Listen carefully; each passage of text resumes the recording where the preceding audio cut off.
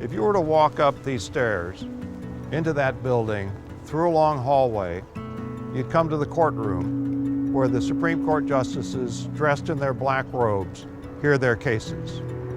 The Constitution establishes the judiciary, of which the Supreme Court is a part, as a separate branch of the federal government. Under the Constitution, it's empowered to hear all cases arising under the Constitution, under the laws of the United States, and treaties. Alexander Hamilton called the judicial branch the weakest branch of the federal government. He noted that Congress has the power of money, the President has the power of the military, and the courts have the power only of judgment, meaning that the legitimacy of the courts depends on the wisdom of their decisions. Being the weakest branch does not mean, however, that the judiciary is a weak branch. The Supreme Court is a very powerful institution. Some of its decisions have as much impact as a major act of Congress or an important decision of the President.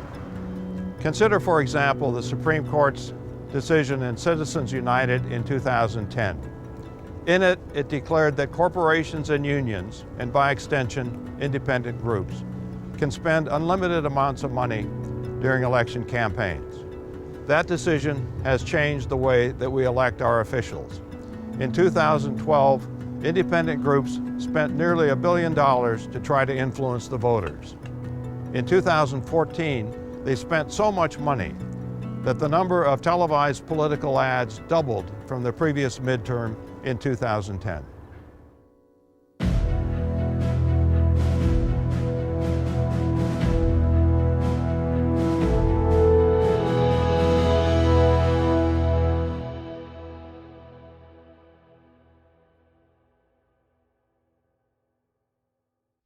In this session, we'll look at the U.S. judiciary, concentrating mostly on the Supreme Court. We're going to take a look at the structure and operation of the federal court system. We'll look at how the Supreme Court works, including the partisan process through which the justices are appointed. We'll take a look at Citizens United in more depth to show how law and politics come together in the Supreme Court. And finally, we'll examine judicial review in the context of the question, is the Supreme Court too powerful? The U.S. federal court system has 3 layers. At the bottom are the federal district courts. Each of them has what's called original jurisdiction, meaning it's the first court to hear a case. Such cases take place before a judge and jury, where evidence is presented, a verdict rendered. I'm sure you've witnessed that type of court, if not in person, then on TV or in a movie. There are 94 federal district courts, with at least one in each state. Larger states like Texas and California have more than one district court. Now, immediately above the district courts are the federal appeals courts, or as they're also called, the federal circuit courts. These courts have appellate jurisdiction, meaning they hear appeals of cases tried previously by other courts. Appellate courts do not retry a case. They don't start from scratch, hearing from witnesses and all the rest. Instead, they review previous decisions to see whether the law was applied correctly. If not, the previous ruling is reversed or a retrial is ordered.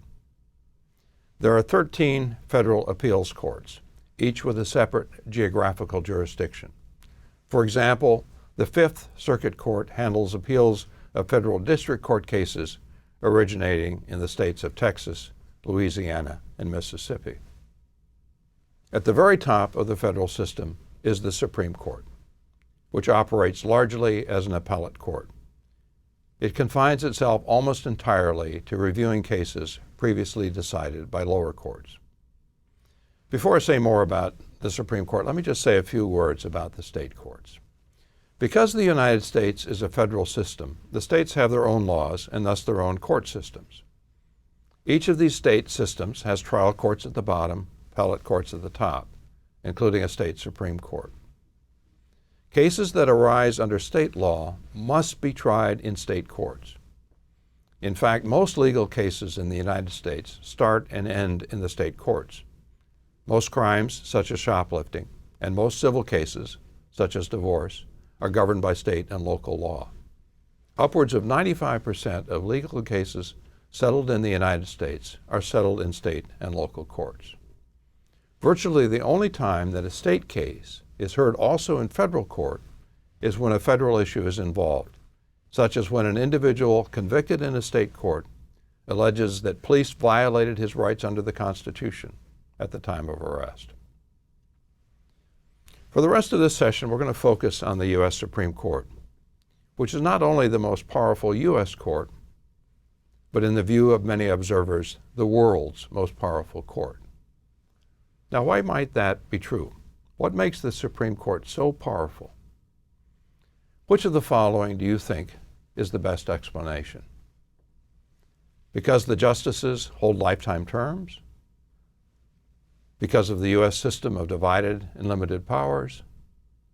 Or because the Supreme Court has a relatively small number of justices, 9 in total? Keep your answer in mind. We're going to return to the question later in the session. The Supreme Court has nearly full control of its docket.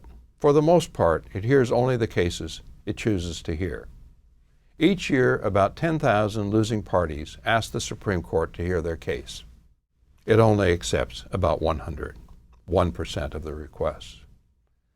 A case usually gets on the Supreme Court's docket if 4 justices agree that it's worth taking. When that happens, the court issues a writ of certiorari, which is a request to the lower court to submit the record of the case to the Supreme Court. The justices almost never pick a routine case. The court's own guidelines say that there must be compelling reasons for accepting a case. During its 2012 term, for example, the court accepted a case challenging the Health Care Reform Act passed by Congress in 2010. The court had compelling reasons for doing so. Not only did the act affect the lives of millions, but constitutional challenges in the lower courts had resulted in conflicting rulings, which the Supreme Court felt compelled to resolve. When a case is heard by the Supreme Court, the opposing sides present their arguments, subject to questioning by the justices. After that oral hearing, the justices meet privately to discuss the case among themselves. They then vote on it and assign one of the justices to take the lead in writing what's called the majority opinion. That's the legal argument held by most or all of the justices who sided with the winning party. Sometimes the majority, though agreeing on the decision, which party wins or loses the case, cannot agree on the legal basis for the decision. In that case, the lead opinion is called a plurality opinion. It's the view held by most of the justices on the winning side. There are 2 other types of opinions. One is a concurring opinion, which is a separate opinion written by a justice who votes with the winning side but disagrees in whole or part with its legal argument. The other is a dissenting opinion. In it, a justice on the losing side explains the reason for disagreeing with the majority's decision. Of these types, the majority opinion is most important because it serves as precedent, a term that refers to a ruling that guides judges' decisions when faced with similar cases. Citizens United is an example. In it, the Supreme Court held that the ban on corporate and union election spending was a violation of their First Amendment right of free speech. This precedent led independent expenditure groups, which are not corporations or unions, but instead advocacy groups, to challenge limits on the amount they could receive from campaign contributors. In 2010, a federal appellate court, citing Citizens United as precedent, ruled that the contribution limits violate the First Amendment. Now, one of the key things to note about Supreme Court decisions is that they're the result of both law and politics. As a court of law, the Supreme Court operates in the context of law, including provisions of the Constitution and congressional statutes, as well as the precedents set by earlier court rulings. Nevertheless, the cases that reach the Supreme Court are seldom clear-cut legal disputes. If they were clear-cut, they likely would have been settled by a lower court. The Supreme Court hears the tough cases, those where each side's argument has some merit. In addition, the law is often inexact and therefore not always a precise guide to how a case should be decided. Consider the Constitution's Commerce Clause, which gives Congress the power to regulate commerce among the several states. Well, what's included in the definition of commerce? The Constitution doesn't say. What's meant by commerce among the states as opposed to commerce within the states? The Constitution is silent on that question as well. These uncertainties create room for judgment, which is where the justices' partisan leanings can come into play. When the justices are divided in their opinions, which has happened in about 2/3 of the cases in recent decades, the best predictor of which side the justices will end up on is their partisan background. Those appointed to the court by a Republican president versus those appointed by a Democratic president. As set out in the Constitution, Supreme Court justices are nominated by the President and then seated on the court if confirmed by a majority vote of the Senate. If confirmed, they basically have life tenure, as do the federal judges in the lower courts. The Constitution specifies that judicial officers shall serve during good behavior. Presidents are very strategic in picking their Supreme Court nominees. They want nominees whose views on legal disputes align with their own. They don't want to knowingly put someone on the court who will wind up voting against those goals. This nearly always leads them to nominate a person from their own party. Not since Republican President Richard Nixon nominated Lewis Powell 4 decades ago has the president picked a nominee from the opposite party. And even Powell was not a typical Democrat. He was a conservative Democrat, a product of his Virginia roots. The tendency of presidents to pick like-minded justices is not lost on those on the court who are thinking about retiring. They sometimes try to time their departure so that their replacement is someone with a similar judicial philosophy. A case in point is Thurgood Marshall, who was appointed to the court by Democratic President Lyndon Johnson. Marshall reportedly said to an assistant when Republican Ronald Reagan was in office that if I die when that man's president, I want you to just prop me up and keep me voting. Marshall made it through the Reagan presidency, but resigned because of illness when Reagan's successor, George H.W. Bush, also a Republican, was president. Marshall was the first African American to serve on the court, and Bush appointed Clarence Thomas, the court's second Black American, to replace him. Race was about the only thing the two men had in common. Marshall was one of the most liberal justices of his era. Thomas was to become one of the most conservative justices on the court. Supreme Court appointments have become increasingly contentious. As the divide between the political parties has widened, the court has become a battleground over policy issues. Abortion is an example. Ever since the Supreme Court's 1973 Roe v. Wade decision, which legalized abortion during the early months of pregnancy, Republicans have been seeking to reverse the decision.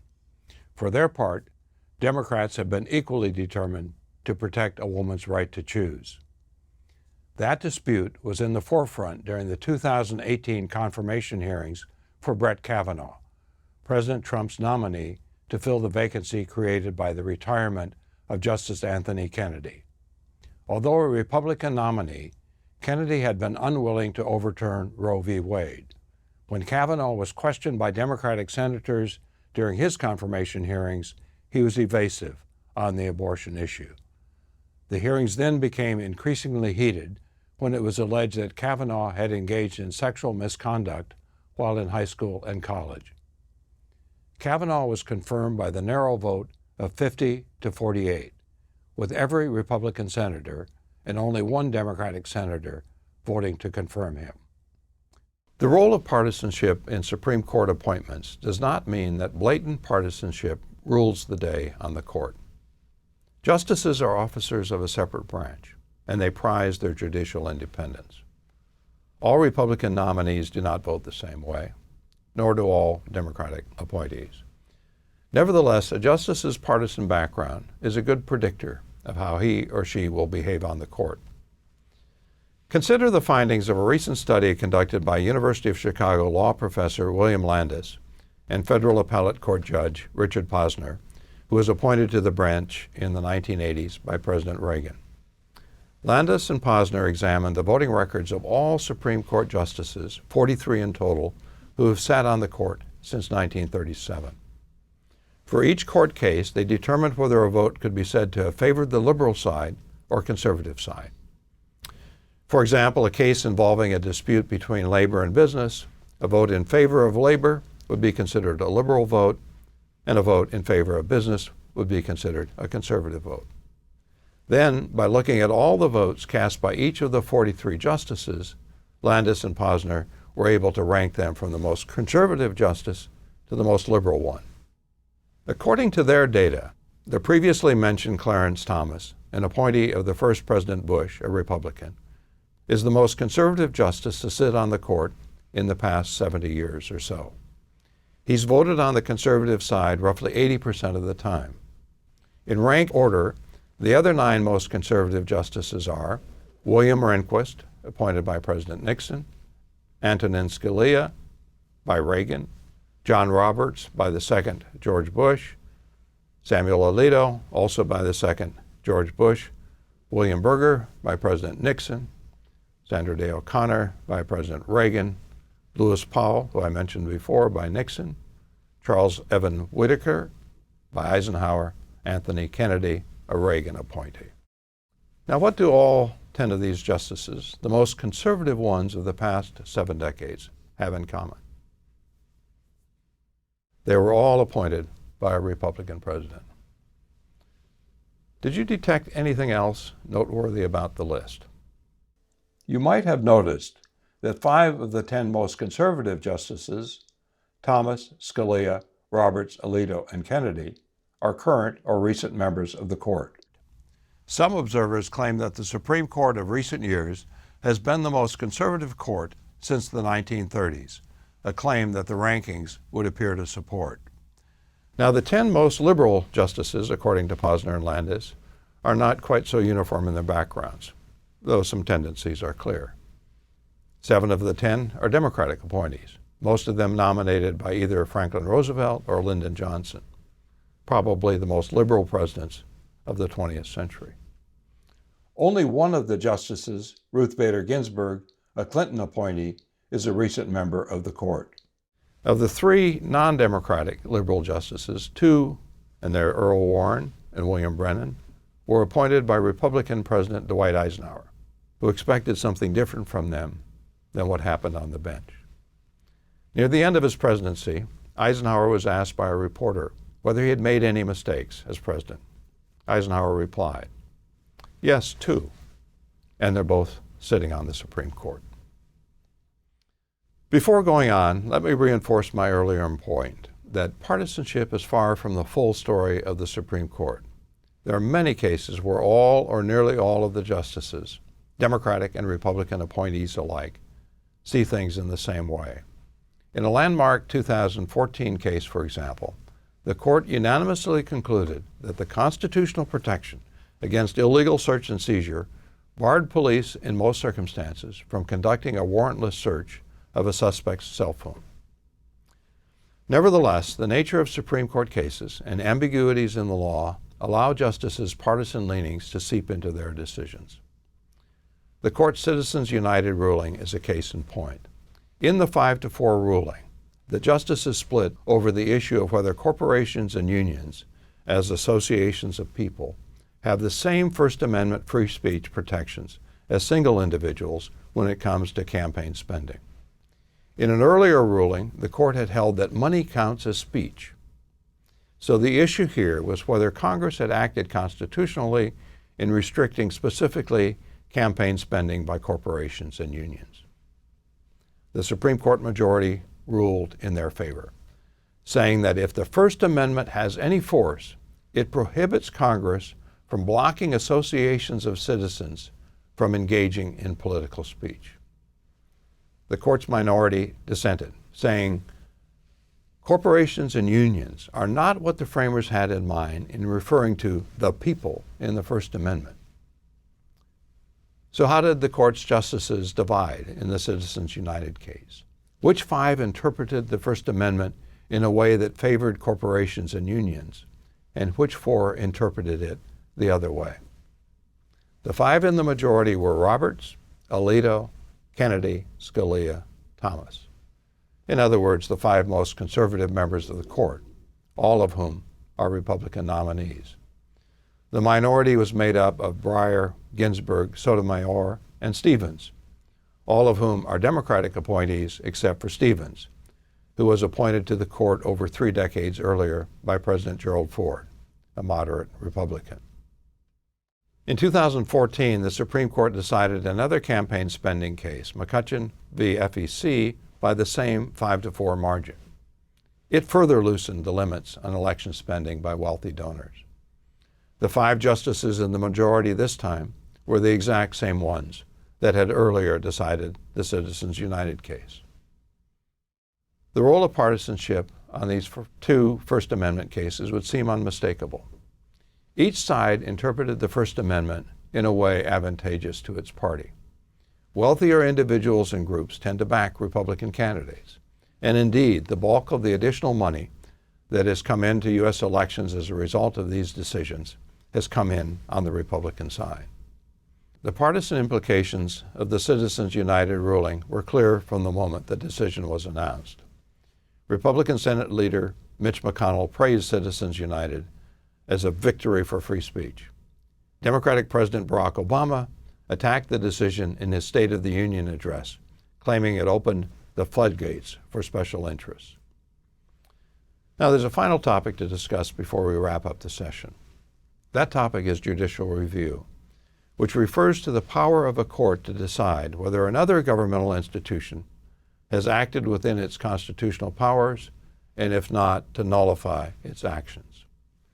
Judicial review is the most powerful tool available to a court. By applying it, the court is substituting its judgment for that of another institution, basically telling the other institution that its action doesn't count. You'll recall that I asked you earlier why the Supreme Court is such a powerful court, even by comparison with the world's other high courts. Judicial review is part of the answer, but only part. The fact is, the high court in nearly every democracy has the power of judicial review. So the question is why judicial review is more significant in the American case. Here are the 3 possibilities I presented to you earlier. Because the Supreme Court's justices essentially hold lifetime terms, because of the U.S. system of divided and limited powers, or because the Supreme Court has a relatively small number of justices. The second of these, the U.S. system of divided and limited powers, is the reason. The court's extraordinary power stems from how the U.S. system is designed. Few democracies divide power as thoroughly as does the United States, which splits it between 3 branches and also between the national and state levels. Each of these divisions is a source of disputes.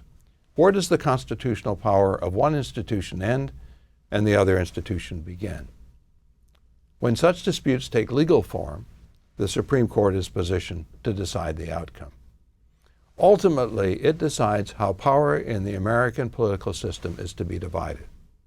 That's a powerful position to be in, and one matched by few other high courts. In addition, the U.S. constitutional system establishes a limited government, one where individuals have a host of protections, individual rights and guarantees against unwarranted action by government. The result, again, is a host of constitutional disputes over the limits of government power. And here again, the institution with the ultimate authority to decide the question is the Supreme Court. Few high courts are asked to resolve as many such disputes as is the U.S. Supreme Court. The Supreme Court's position in deciding constitutional disputes, which are abundant in the U.S. system, is at the core of its power. So too is the fact that its rulings tend to be final. Although Congress can initiate a constitutional amendment to override a court decision, the amending process is so imposing that only once in U.S. history has a Supreme Court decision been directly reversed by that means. As Charles Evan Hughes, who was Chief Justice in the 1930s, said, "We are under a Constitution, but the Constitution is what the judges say it is." The court's power has made it the frequent target of criticism. nearly always by those who object to its decisions. In the 1930s, the objectors were liberals, angered that the court was striking down one New Deal program after the next. In the 1960s, they were conservatives, angered that the court was expanding the rights of the accused, at the expense, conservatives argued, of public safety. More recently, liberals have been the court's most vocal critics, targeting rulings such as Citizens United, which they claim rest on twisted legal reasoning aimed at advancing a conservative political agenda. In each of these instances, the critics have had a point. Partisanship does play a part in Supreme Court decisions. Moreover, Supreme Court justices don't have a mandate from the voters, as do the President and members of Congress. In a political system rooted in majority rule, a system rooted in the will of the people, why should 9 justices, a tiny elite with life tenure, be allowed to exercise so much power? On the other hand, the extent of the court's power can be overstated. Yes, it yields considerable influence on the boundaries of constitutional authority. But no, these are not America's only policy decisions, nor necessarily the most important ones. Think about public policies such as Social Security, military deployments, public education, foreign trade, food subsidies. I could go on for an hour with a list of policies that are largely beyond the reach of the Supreme Court. It doesn't come into play when they're decided. There's also the issue of compliance with court decisions. The court, to a large degree, depends on the cooperation of others for the implementation of its decisions. That cooperation is not always forthcoming. Police are obliged under the court's Miranda and other rulings to strictly uphold suspects' constitutional rights. Most police do, some do not. There's also the fact that the U.S. political system is not solely rooted in the principle of majority rule. It's also founded on the principle of individual rights. No other institution has taken the protection of those rights as seriously as has the court. When in 1989 it upheld the burning of the American flag as a form of free speech, it stood alone, opposed by Congress, the President, public opinion. So the issue of the court's place in our governing system and whether it has too much power is not an easy one, nor a one-sided one. But the question of the court's power is impossible to avoid when thinking about how the United States is best governed. It's a question worthy of your attention. Okay, let's wrap up this session by summarizing what's been said. We began by describing the federal court system. At the bottom are the district courts, which are trial courts. Above them are the U.S. Courts of Appeals, which are appellate courts, meaning that they review cases previously decided in a lower court. And at the top of the system is the U.S. Supreme Court, which functions largely as an appellate court and has nearly complete authority to choose the cases it will hear. We noted that because the United States is a federal system, each state has its own courts, which decide cases arising under state law. A case that originates in a state court can only be appealed to a federal court if a federal law is at issue, such as a defendant's claim that police violated his or her constitutional rights. In discussing the Supreme Court, we noted that its rulings are a product of both law and politics. Supreme Court justices have a duty to base their decisions on law. Yet, most of the cases that come before the Supreme Court pose difficult legal issues, and here, the political backgrounds of the justices affect their decisions. Republican and Democratic appointees tend to interpret the law in different ways. We concluded the session by talking about judicial review, the power of courts to strike down legislative and executive action on constitutional grounds, and the reasons why the Supreme Court is an uncommonly powerful court. We pointed out that the U.S. Constitution, its separation of powers between the executive and legislative branches and between the federal and state governments, as well as its guarantees of individual rights, generates endless legal disputes over the limits of governmental power. As the final arbiter of these disputes, the Supreme Court is positioned to determine the meaning of the law.